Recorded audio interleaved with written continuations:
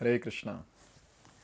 So Krishna has been speaking about how he is the cause of all causes, but at the same time, he is the essence of everything that exists.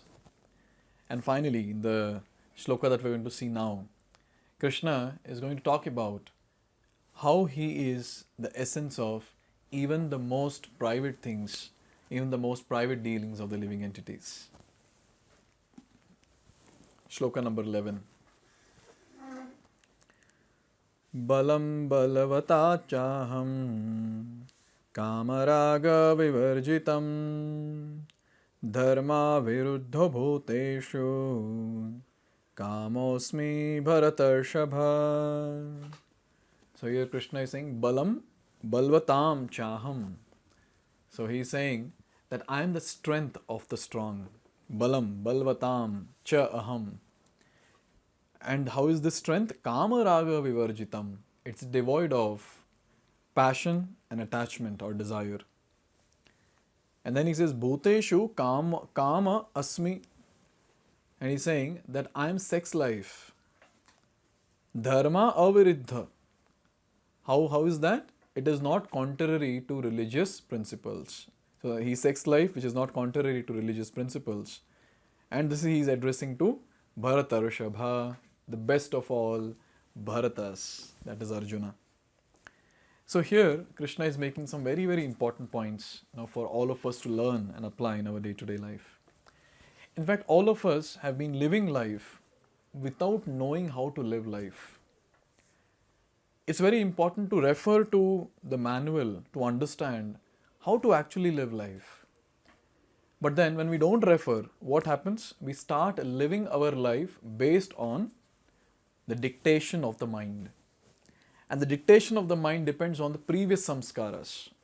In the past life, whatever we have done, those samskaras will actually drive us towards doing various activities and mostly sinful activities. So here Krishna is saying that Kama Raga Vivarjitam, he is strength of strong. He is the one who is the strength of those people who are considered to be very strong. But then, here there is a condition that he has added, which is devoid, the strength which is devoid of Kama and Raga. Now, Kama basically means the desire to maintain oneself. That is one aspect. The desire that I want to maintain myself, my life. And the desire for material sense objects. So, this is Kama. And what is Raga here? So Raga basically means after having attained those things which we were desiring, still one hankers for additional things. I want more, I want more, I want more. Raga is also called as excessive thirst for material enjoyment. Now this excessive thirst for material enjoyment, when it actually comes, so what happens is it contaminates the consciousness of the person.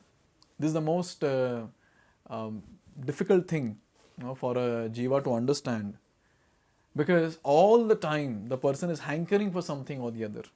There is so much of thirst for enjoyment, sense enjoyment, and for that the person has got so much of thirst to get more and more sense objects for enjoyment.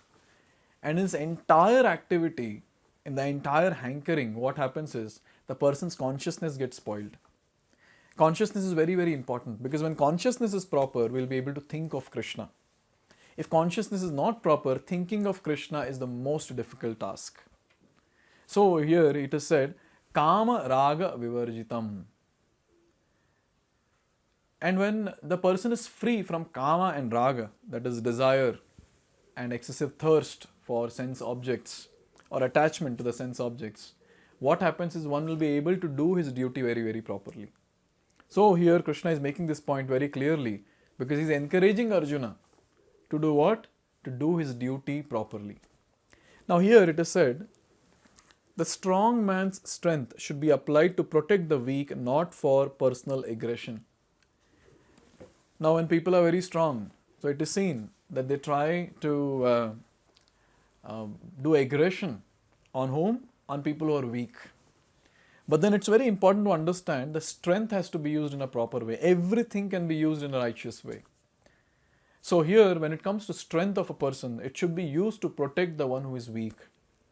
So here, especially Krishna is pointing to Arjuna, because Arjuna is a Kshatriya. And what a Kshatriya is supposed to do? A Kshatriya, a king, is supposed to protect his citizens. And that's what Arjuna is supposed to do. He is to fight against adharma and protect dharma so that all the citizens in the kingdom are safe and that dharmic. So here he's saying Kamaraga Vivarjitam. And then after that he's making another point. Bhuteshu Kamaha Asmi Dharma Aviruddha. So the sex life which is there, that is also Krishna. So this is the most private activity that any living entity would have. But here Krishna is saying that particular activity is also me. But then a condition is added here. Dharma aviruddha, which is not against the religious principles. Now here it is very nicely given that sex life according to religious principles should be for propagation of children, not otherwise. The responsibility of parents is then to make their offspring Krishna conscious. So sex life which is there, or sexual intercourse that is there, it is not for having sense gratification, it is not for enjoyment, which is currently depicted or glamorized very nicely in this world, in this age of Kali.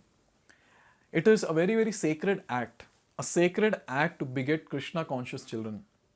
So there is a very nice samskar that is called as Garbhadhan samskar. So in Garbhadhan samskar, the male and female, they come together with proper consciousness. So before coming together, before uniting, there are lots of activities which they will do. Like for example, chanting 64 rounds and then fasting on that particular day. And there are so many other things which are there, which senior Grihastha devotees can actually help us to understand. So after doing all that and taking blessings of one spiritual master, taking blessings of senior Vaishnavas, and then the husband and wife, they unite. They get into the sexual intercourse. And then the mood is what? The mood is, I want to beget whom? I want to beget a Krishna conscious child. Why I want to beget Krishna conscious child? So that I can do justice. I can do justice to the title of father and mother. So it is said very nicely in Srimad Bhagavatam and even in other Vedic scriptures that that mother is not a mother, that father is not a father who cannot deliver their child back home, back to Godhead.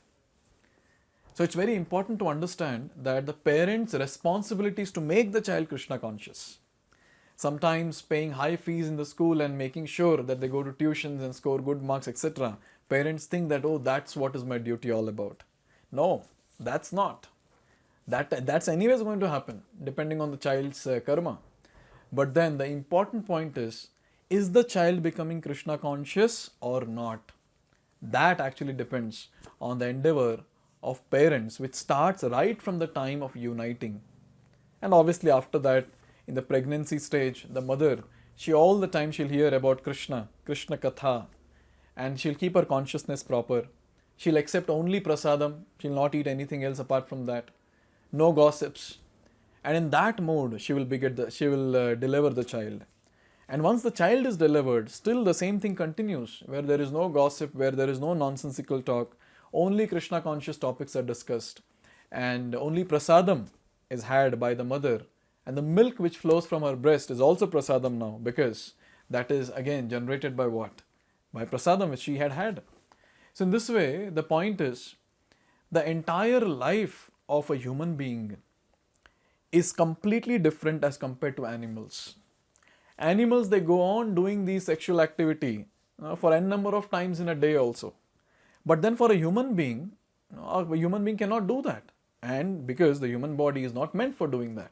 Human body is meant for attaining perfection and helping others to attain perfection.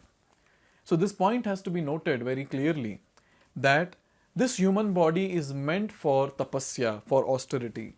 This human body is meant for doing sadhana so that we can attain Krishna, we can go back home, back to Godhead. Anytime any sense gratification comes, any mode of enjoyment comes, we have to understand that we are getting entangled. We are getting entangled completely. So here it's very important to understand that the male and female, they unite only for one purpose. That is to beget a Krishna conscious child, and for nothing else apart from that. Not for any sort of sense enjoyment. In fact, that particular thing comes in the category of illicit sex. So premarital affair, postmarital affair, and also coming together for sense enjoyment, it actually comes in the category of illicit sex, which is a sin, which is against the religious principles. So here Krishna is saying, I am that sacred act of sex which is meant, which is intended towards begetting Krishna conscious children. So we can see how Krishna is involved in each and every aspect of our life. At every way, at every place, at every instance, at every phase of our life, Krishna is present. Without Krishna, we have no existence. We have to be so grateful to Krishna for all the things that Krishna is providing us. This gratitude will help us to advance very, very fast in Krishna consciousness and finally attain the ultimate goal, that is Krishna, by breaking the cycle of birth and death. Now, after having said all these things, now Krishna is going to summarize that how he is the origin of all in the next verse. So let's see that in the next video. Hare Krishna. Hare Krishna, Hare Krishna.